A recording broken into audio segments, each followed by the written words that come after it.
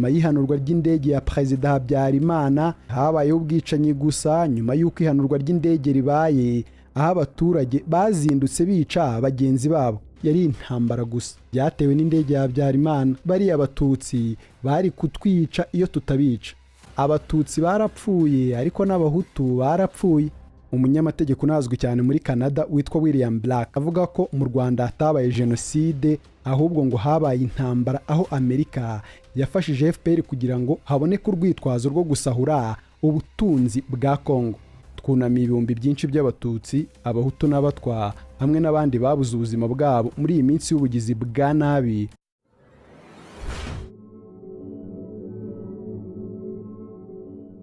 Red Blue JD.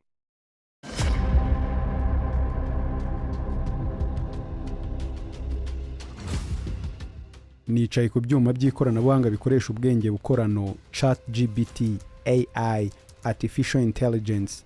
Nyibaza ikibazo cyoroheje gusubiza. Nayibajije nti, is a genocide against Tutsi in Rwanda or genocide of Rwanda? Bivuze ngo ni genocide yakorewe abatutsi cyangwa genocide y'u Rwanda. Mu kunsubiza n'ururimi rw'icyongereza iti imvugo y'ukuri wakoresha usobanura ibintu bibabaje byabaye mu Rwanda mu 1994 ni genocide y'abanyarwanda. Ngo ni genocide yari igamije ubwoko bw'abatutsi mu Rwanda n'abahutu bake ndetse n'abarwanyije intagondwa zari zifite ubutegetsi muri icyo gihe. Mu gusoza bati ijambo Rwanda ni genocide cyangwa genocide y'abanyarwanda niyo nyito y'ukuri kandi ikoreshwa cyane. Aha nahise nkubitwa n'inkuba simbabeshye. Ibi bintu ni amahano. Sinanyuzwe ndongera mbaza ubwenge bukorano nti all world genocides, genocide z'isi zose. Impa urutonde rurerure rwa genocide zabaye mu bice bitandukanye by'isi. Gusa icyo nashakagamo ni genocide yakorewe abatutsi mu 1994. Igiteye agahinda aha nuko ntayibonyemo, ahubwo nk'ibyo nasubijwe mbere yuko ari Rwandan genocide nibyo nasubijwe. Ariko mbonamo ikindi kinyoma kabutindi kivuga ko hapfuye abatutsi n'abahutu basaga 800,000. Ibi byose biri mu jambo denialism mu cyongereza, negationism mu gifaransa. Byose bikaba bikubiye mu gisobanuro cyo guhakana no gupfobya genocide. Ni Jackson Dushimimana wumva nk'ibisanzwe. Ni umugaragu w'ibyegeranyo mugezweho. Murakaza neza mu isi yo gucukumbura.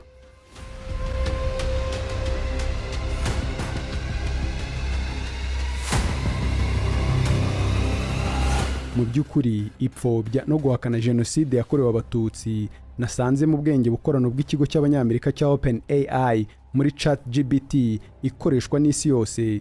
Ntabwo warisanga kuri genocide y'abayahudi mu 1939 kugeza mu 1945. Ni the Holocaust yahitanye abayahudi miliyoni 6 bikozwe n'intagondwa z'abanazi. Reka da aha babivuga uko biri bakanihanangiriza n'uwahirahira ashaka kubivuga ukundi.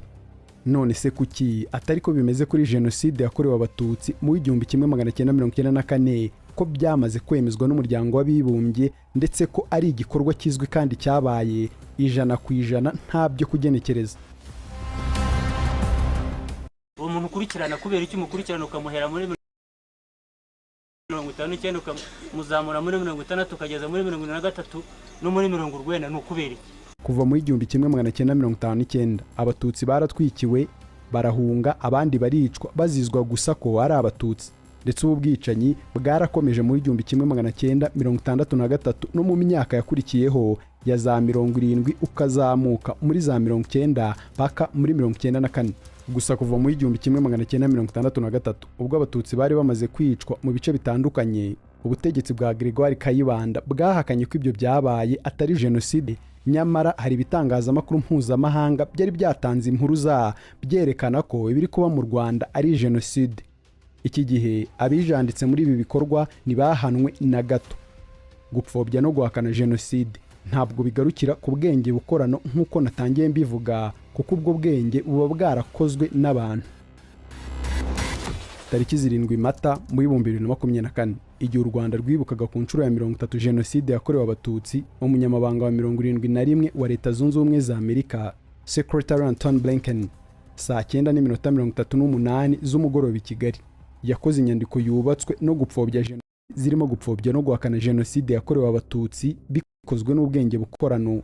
abayobozi ba Amerika n'inshuti zabo, abakoze jenoside n'ababakomotseho ndetse n'ababikora batabizi kuko batigishijwe ngo bamenye ukuri kw'amateka. Ibyo byose nibyo byatugejeje tariki 9 z'ukwezi kwa 4 mu 2024 ku rwibutso rwa Kigali, aho abantu benshi bagizwe n'ingeri zose, urubyiruko rugizwe n'abasore n'inkumi, abakuze ndetse n'abanyamahanga bari bateraniye mu biganiro byiga guhangana n'ihakana n'ipfobya ya jenoside yakorewe abatutsi, fighting denialism.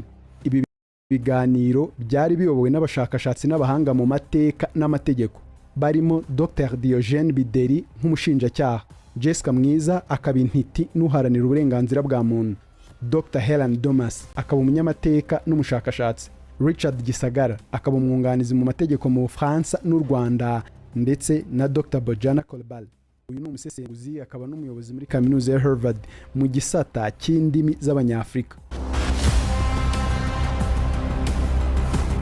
Ubushakashatsi bubumbatiye ubumenyi kuhakana n'ipfobya rya jenoside byasangijwe abari bitabiriye ibi biganiro ku buryo buziguye mu gihe cy'amasaha 3. Dr. Bideri ubarizwa mu bushinjacyaha bukuru yasobanuye neza ko hari ibihugu byifata nk'ibyateye imbere ariko byagera ku bantu bakekwaho ibyaha bya jenoside yakorewe abatutsi bigahina akarenge. Urugero yatanze aha ni Ubufaransa bucumbikiye Agatha Kanziga Habyarimana wari mu bakomeye mu itsinda ry'akazu ryarimo abacurabwenge ba jenoside yakorewe abatutsi.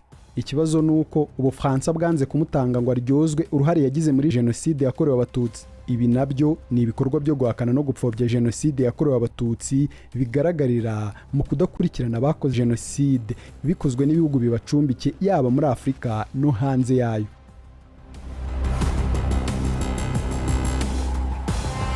Dr. Helen Domas yafashe umwanya uhagije wo kwiga no kugenzura yitonze ibyo abahakana n'abapfobya jenoside bavuga. Yaje kubona ko abahakana n'abapfobya jenoside yakorewe abatutsi aho baba baherereye hose baba bigize abavugizi b'abakoze jenoside, aho unasanga amatsinda abarizwamo abantu nk'aba aba agifite umugambi wo gutera u Rwanda ngo akureho ubuyobozi buriho. Zimwe mu ngero yatanze z'abakoze jenoside harimo Matayo Ngiruwompatse wayoboye MHND kuva mu 1973, yafashwe mu 1998 akatirwa burundu mu 2011. Uyu mu gupfobya jenoside kwe abinyuza mu kuvuga ko habayeho jenoside ebyiri, iy'abahutu n'abatutsi. Uyu ari mu nkweto zimwe na Theoneste Bagosora. Isomo ryasigaye aha ni uko umuntu wese uvuga ko habayeho jenoside ebyiri aba apfobeje jenoside yakorewe abatutsi. Richard Gisagara nk'umwunganizi mu mategeko mu kiganiro yagaragaje ko urwego rw'ubutabera rwinjiriwe n'abahakana bakanapfobya jenoside yakorewe abatutsi, aho usanga harinjiyemo umutego wo kuvuga ko umuntu wese afite uburenganzira bwo kuvuga. Ariko ubusanzwe mu by'ukuri jenoside ntabwo ijya mu biganiro mpaka ngo ivuge ibyo witekerereje. Aha yatanzemo urugero rw'uko inyandiko zo guhakana no gupfobya jenoside zatangiye kugaragara mu nkiko kuva mu 1995, aho iri hakana ryakomeje kugeza mu 2006 ubwo urukiko rwa Arusha rwaciye umurongo utukura ruvuga ko jenoside yakorewe abatutsi mu Rwanda itazongera kugibwaho impaka muri uru rukiko. Kuva iki gihe abari bakurikiranwe muri uru rukiko bize indi mivuno irimo nko kuvuga ko nyuma y'ihanurwa ry'indege ya Perezida Habyarimana bita umubyeyi wabo bati habayeho ubwicanyi gusa nyuma y'uko ihanurwa ry'indege ribaye, aho abaturage bazindutse bica bagenzi babo. Indi nyito yo gupfobya jenoside bitwaje ihanurwa ry'indege. Umunyamategeko unazwi cyane muri Canada witwa William Black akanavuga ko mu Rwanda hatabaye jenoside ahubwo ngo habaye intambara, aho Amerika yafashije FPR kugira ngo haboneke urwitwazo rwo gusahura ubutunzi bwa Kongo. Hari ingero nyinshi z'abantu nk'aba bahakana jenoside yakorewe abatutsi mu nzira zikocamye nk'izi. Jessica yunzemo agira ati igice kinini cy'abahakana bakanapfobya jenoside kiba kigizwe n'abantu bayikoze, ababakomotseho cyangwa bahoze bayitegura. Akomeza avuga ko abatutsi bishwe bahorwa ko ari abatutsi, ariko ikibabaje kuri ubu ni uko hari ibice byinshi by'isi jenoside ziri gukorwa isi yose irebera. Abantu bahunga ubwicanyi aho bavuka bazizwa ubwoko bwabo. Ati ingengabitekerezo yo kwica abatutsi irazwi kandi hari aho igikomeje. ngo ibi byose biva ku bukoloni aho bwazanye negrophobia. Ibi bikaba ari ukwanga abirabura ngo bameze nk'inyamaswa. Ikibazo yibaza ni gute ibihugu bikomeye bivuga ngo jenoside ntizasubire kandi n'ubundi hari ibice ikomeje kubamo barebera. Mu gusoza yihanangirije abantu ko ijambo intambara cyangwa ibikorwa by'intambara bidasobanuye jenoside. Dr. Bojana Kuribal yasobanuye neza ko hari abahakana jenoside ku mugaragaro, akaba abayihakana rwihishwa ndetse n'abayihakana kuko batazi cyangwa badafite amakuru mpamo. Abo bose ibyo bahuriyeho ni uko babikora kugira ngo abantu batangire gushidikanya jenoside. Ingero uzabona mu bahakana bakanapfobya uzumva bagira bati yari intambara gusa, ngo byatewe n'indege ya Habyarimana, bati bariya abatutsi bari kutwica iyo tutabica. Abandi bati reka da, abatutsi barapfuye ariko n'abahutu barapfuye. Hari n'abagira kure bakavuga ko jenoside ari akantu gato vuba kazibagirana. Mu gusoza yavuze ko abantu bakwiye kwitondera amagambo bakoresha ndetse bakaba banayasobanukiwe, kuko abahakana bakanapfobya baba bazi neza amagambo bakoresha n'icyo agamije. Umwanzuro w'iki cyegeranyo nabateguriye ukubiyemo ibi: kuki udakwiye kwitiranya ubwicanyi bw'abandi bapfuye mu 1994 n'abatutsi bishwe mu 1994